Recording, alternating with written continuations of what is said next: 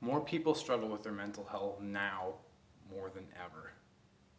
The most recent data is irrelevant at this point because the pandemic has escalated this to such a ridiculous degree. And people having anxiety, depression, and suicidal thoughts is more common than it has ever been in the history of mankind. As someone who has struggled with mental health in the past, I wanted to do something. I wanted to do something that I feel like could help someone. And I wanted to do it for two main reasons. One of them is to just let people know, let you know that you're not alone, that you are not struggling through this alone, that there is someone who cares. I care. I care so much that I'm devoting a lot of my time into making this 5-part program for you. And the second reason is I want you to know there's hope. I want to let you know that it is possible to fight for mental health. To not be in a place of mental illness anymore, but to actually fight for a position of mental health, of mental clarity, where you really feel a lot better. You may feel like this mental health difficulty that you're struggling with at this moment in your life is permanent, that it's something that you're going to have to struggle with for the rest of your life. And I want to tell you a different story. I want to change the narrative on that. I want to give you 5 tools on how you can fight for good mental health. Because there is life after this. There is so much life and so much enjoyment on the other side of this, and maybe you can't see yourself past that right now. But as we work through this program, as we get some tools, I hope that you can have a vision of the future where you are mentally very healthy. Now, before we get into part 1, I wanted to just spend a little bit of time framing the situation. We need to know what it is that we're fighting for. And sometimes to do that, you need to know what you're fighting against. Now, I was looking at a list of symptoms yesterday for someone who is trying to self-diagnose. And on that list, I saw things such as a decrease in grades at school, a lack of desire for social interaction. I saw increased lethargy, or not moving around very much, and lack of interest in hobbies and sports and etc. Now the list goes on, but even just those 4 things, what does that sound like to you? To me, it sounds like the lockdown. It sounds like when you go in online school, you're going to be less interested, usually. It's really hard to focus and your grades go down. When you're not supposed to leave your house unless it's for something essential, it makes it very easy to fall into lethargy, just laying on the couch and watching Netflix or scrolling through Instagram or TikTok or whatever you're into. And when we're not allowed to, and when sports and hobbies and interests aren't running, it's really hard to do them. And as a result, by forcing ourselves into these symptoms, it makes the cause manifest, really. And I think that's one of the huge reasons why mental health is so high right now, is because we are being forced into feeling these symptoms. Now, I'm not blaming anyone. I think the government's trying to do the best job that they can do. Regardless, though, this is the situation we find ourselves in. This is what we have to fight against. So now what are we going to be fighting for? Part 1 is about reframing. And so much of reframing the story has to do with how we identify. In a way, it's re-identifying ourselves, or at least a part of ourselves. For most of my life, I identified as a victim. Some people call this victim mindset, some people call it orphan mindset, whatever term you want to use, but that's how I identified. I felt like I was a victim of circumstances, that there was nothing I could have done different or better. I felt like I was a victim of bad genetics, that other people got good genetics and that made them healthier and smarter and better socially. But I had bad genetics and I was sort of stuck in this place. I felt like I was a victim of people. And that one's a tricky one because sometimes you actually are a victim of people. Maybe someone has done something quite negative to you. Now the difference though is you want to be very careful not to identify yourself as a victim. You had something bad happen to you, but that doesn't mean that you're a victim. Now, again, I spent most of my life completely unaware of the fact that I was doing this, that I was telling myself this story. I think at all times we're telling ourselves some sort of story. We just don't always realize what that story is. Now, one day I came to that realization. I realized that I really liked pity. I really liked when people felt sorry for me. And it was feeding something inside of me. It was a hard realization, but eventually I came to the decision that what that was feeding inside of me was something that I didn't want fed.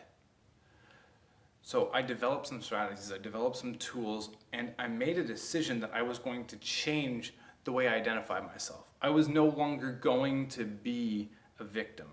I was no longer going to feed off the pity of other people. This can sound different from different people, and I bet you've said some version of it yourself at some point. Maybe you say school's not set up for people like me. I'm actually probably pretty smart, but school's just not set up for people who think like me. Maybe you think that it was someone else's fault, or they're the one that started it and you had no choice but to do what you did. Maybe you feel like you're being oppressed. Maybe you feel like people aren't being fair to you. The common denominator with victim mindset is that you are a victim of circumstances and that someone else is to blame. Now, it's hard to hear, but every time you blame someone or something else, you are falling into victim mindset. And it's not a healthy place to be. So what can we do instead? Well, we can change the narrative. If we're narrating our own story, and I'm a firm believer that we are, we can choose the character that we are. We can choose the character that we get to play and the role that that character plays. Instead of that person being a victim, why don't they become a survivor or a fighter or someone who is striving for more out of their life? We can change the narrative in so many different ways. We can become the hero in our own story and make other people's lives better. Invest into other people and watch them grow. I think it's really important that we reframe the role that we are. Choose to not be a victim. Choose to make yourself a different role. And one of my favorite roles is a gritty person. I am a person who is developing grit. I am a person who is growing in passion and perseverance. Difficult things may happen to me, but I will persevere. Even though I may not have been handed the best life, I am passionate about what I am doing and I am going to grow. You can say it this way: the best way to predict the future is to craft it. Now you have an awesome opportunity in crafting your own story. You get to choose the story that you want to live. You get to choose the character that you want to be. You can write your story the way that you want to live it. How does your character respond to adversity? How does your character respond to criticism? How does your character respond when bad things happen? You get to choose these things, and then you get to live it out. Now, the second part of learning how to reframe the story is the how. How do you retell the story? Now, learning how to retell the story is one of the most encouraging and empowering things that I'm going to teach you. My estimation is that what a lot of us think the path to action is that we see or we hear something happen and then we act. Now, I want to push back on that and challenge that perspective, because you can have 10 different people walk into a room where someone's laughing and have 10 completely different responses.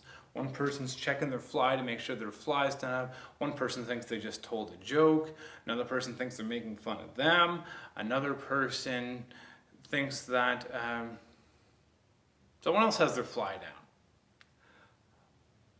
My point is, we all see the same thing and we hear the same thing, but we feel differently, right? So why is it that we feel differently? And we act based on what we feel. So what's proposed in about Crucial Conversations is that we see and we hear something happen, and then we tell ourselves a story. And this story is snap bang fast. We don't even realize that we're telling ourselves a story. We don't even realize, because it happens in like 1/100th of a second.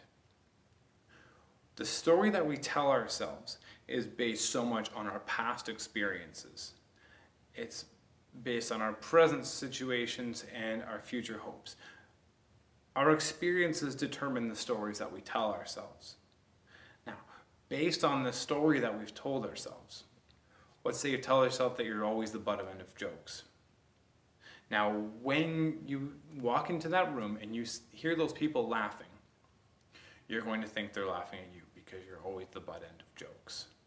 And then you feel something based off that story that you've just told yourself. And then our feelings have an incredible effect on what we actually do. We act out of our feelings. That is the way it tends to go. But now here is the empowerment piece. Here is the part where we have an active role. We get to change the story. We get to change the story that we're actually telling ourselves. Don't get me wrong, it's extremely hard. It's extremely hard, A, to understand that you're telling yourself a story, to even understand that that's happening, and then B, to write a new story. Both of them are really hard. And let's add a third one in. It's hard to believe that story if you actually are able to. But you are able to. You are able to do all of these things. What I'd like you to do is, whenever you feel a particularly strong emotion, I want you to think, what story am I telling myself? Because I guarantee you, you're telling yourself a story. Again, it's really fast. You are telling yourself a story in that moment. Ask yourself, what story am I telling myself? Then, tell yourself the story that you want to tell yourself. Instead of feeling like you're the butt end of jokes, think, oh, maybe they have a really good one that I haven't heard before. And then you've just retold the story. And when you do that, your feeling goes from shame, actually goes to excitement, to be able to hear a potentially hilarious joke. One of my favorite stories to tell myself is that I am persistent. And the reason I love to tell that story is because I am not a natural at anything.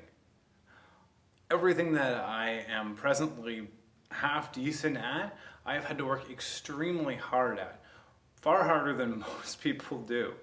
And this has been extremely frustrating for me, but I've learned to reframe this. Now, other people, when things come easy to them, they're not learning persistence. They just learn that when they do something, they're good at it. And if they're not good at it, they don't do it. Me, I expect to suck. I expect to suck the first several times that I try something. It's going to take a long time. I once learned how to unicycle. It took me thousands of attempts. Thousands. And I didn't get frustrated because good things, hard things take time. And I'm using a silly example like unicycling, but you can use anything in your life.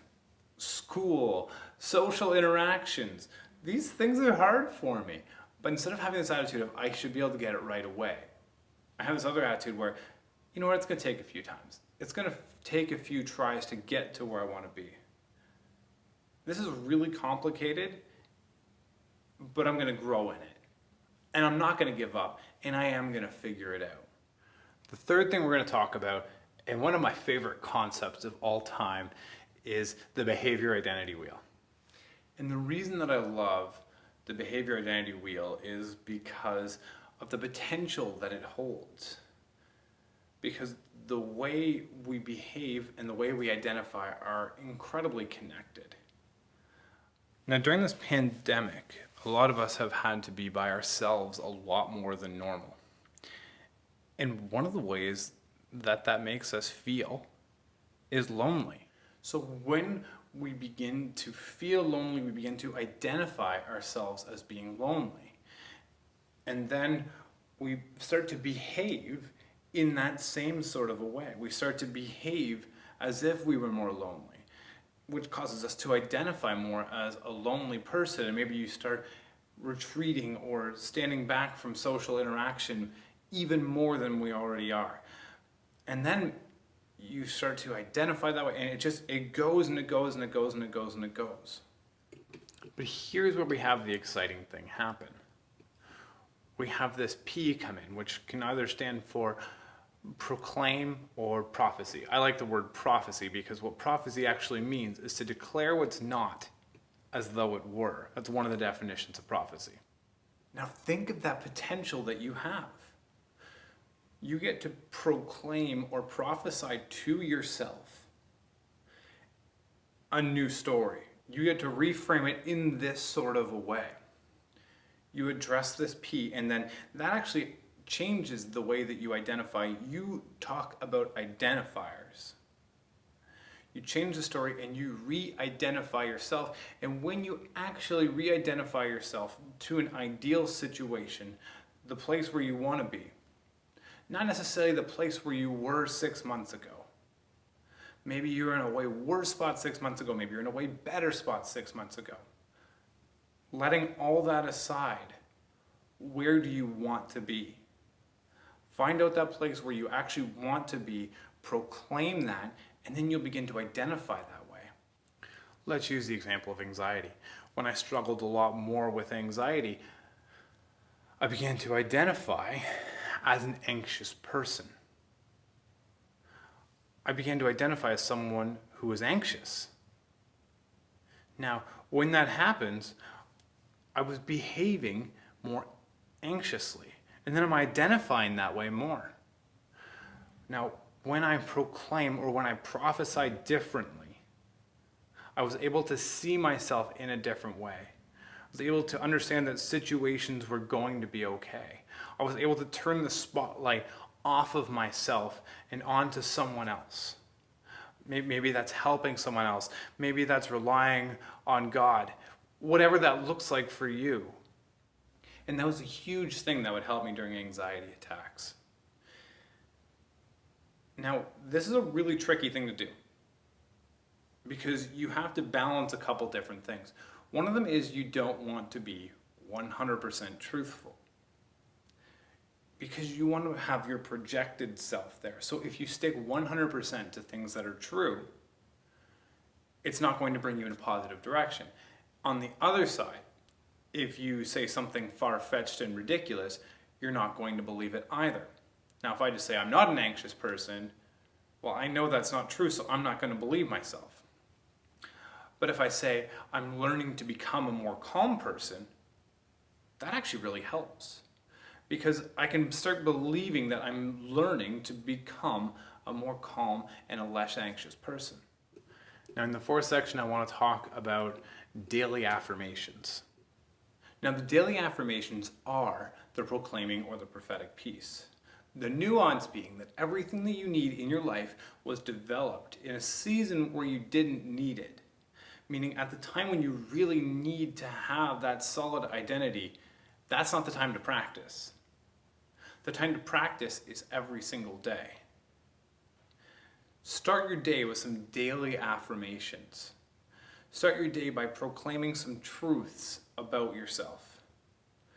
Start your day by understanding who you really are and who you really want to be, and you will start becoming that person. And then when the moment comes where you really need that solid identity, you'll be much more solidified in it. Now, I'm going to give you a couple that I really like. I am able to take my words, thoughts, and imaginations captive. Then I can rewrite and redirect them. I wake up with purpose and direction for each day. The world will be a better place because I am in it. I am strong. I am loved. I am a masterpiece, and I am crafted brilliantly. I am not a product of my past. I become who I choose to be. I am disciplined. Good things take time. I develop grit.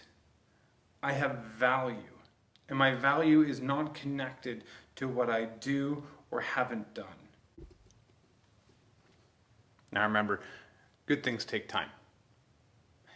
And if you do this once or twice, it's not going to change your life right away. But as the weeks turn into months and the months into years, you'll begin to believe this more and more about yourself. And in changing the way that you identify, you will be able to change the story. So by way of review, practice proclaiming positive things about your identity. This will actually change the way that you behave, which will change the way that you identify. Understand that anytime that you're feeling a really strong emotion, you're telling yourself a story. And that changes the way that you feel, which changes the way that you act. So when you're able to tell yourself the story that you want to tell yourself, you will feel differently and you will act differently. Understand that you have the potential to change the way that you narrate yourself. You don't have to be a victim. Even if you have been victimized, you don't have to identify as a victim. You can write a different story and you can live it out differently. Now, I want to thank you for staying with me throughout this whole video, for those of you that have. And just a plea for me is that if this has been helpful or encouraging or something that you feel is valuable to other people, to share it. I'll be sharing this with people, but that's all linear growth. Anytime you choose to share, that's exponential growth. So I just want to thank you and look forward to video 2 coming out shortly.